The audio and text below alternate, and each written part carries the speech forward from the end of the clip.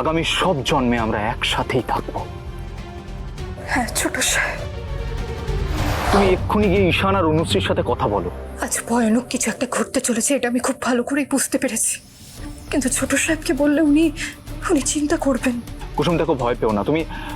আমি বুঝতে পারছি তুমি টেনশন করছো, কিন্তু তুমি এটা বিশ্বাস করো তো ভগবান আছেন। ওনার আশীর্বাদ ছাড়া আমাদের বিয়েটা কিন্তু নির্বিঘ্নে সম্পন্ন হতো না কুসুম।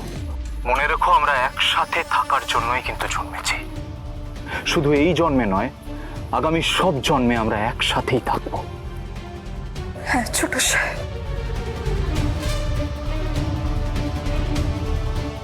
ঠাকুর, আমাদের সম্পর্ক আর আমার বাবার আবেগ আর সম্মান, এই সবটা রক্ষা করার দায়িত্ব এখন তোমার হাতে। এখন সব তোমার হাতে ঠাকুর, তুমি কিছু একটা করো। আজই ডাউনলোড করুন আর এনজয় করুন আপনার পছন্দের শো।